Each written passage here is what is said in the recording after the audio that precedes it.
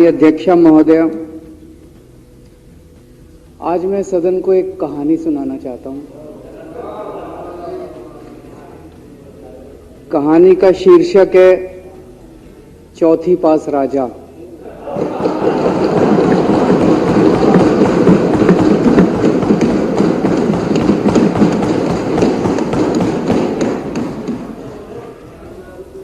आपने बचपन में राजा रानी की बहुत कहानियां सुनी होंगी। मेरी कहानी में रानी नहीं है,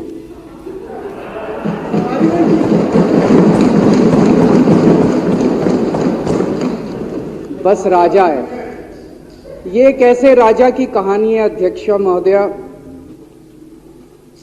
जो अनपढ़ था, चौथी पास था, बेहद अहंकारी था, बहुत अहंकार था, बहुत ज्यादा,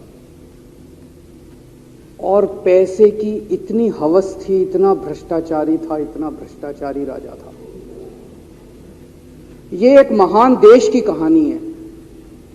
एक बहुत महान देश था, कई हजार साल पुराना देश।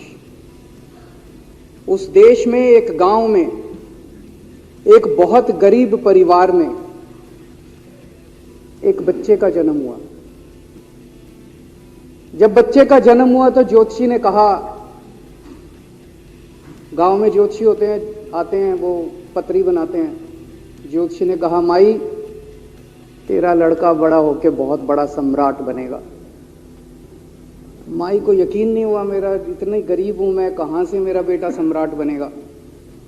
तो उसने कहा, नहीं, तेरे बेटे के ग्रह बताते हैं तेरा बेटा बहुत बड़ा सम्राट बनेगा।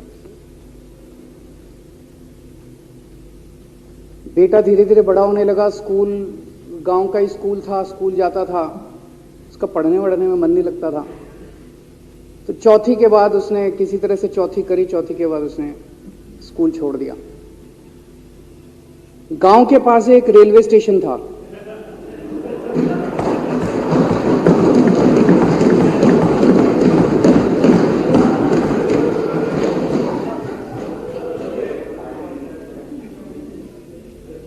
तो घर का खर्चा चलाने के लिए वो लड़का वहां स्टेशन पे चाय बेचता था। लड़के को भाषण देने का बड़ा शौक था। सारे गांव के लड़कों को इकट्ठा कर लेता, आसपास के गांव के भी इकट्ठा कर लेता, सामने वो खाट डाल लेता, उस पर चढ़ जाता और भाषण देता। धीरे धीरे आसपास के गांव के लड़के भी इकट्ठे हो गए। जिस भी चीज में भाषण देता, एक बार शुरू हो जाता तो बंद ही नहीं होता। अब ज्योतिषी ने कहा था, लड़का बड़ा हुआ, बड़ा होके एक दिन उस महान देश का वो राजा बन गया।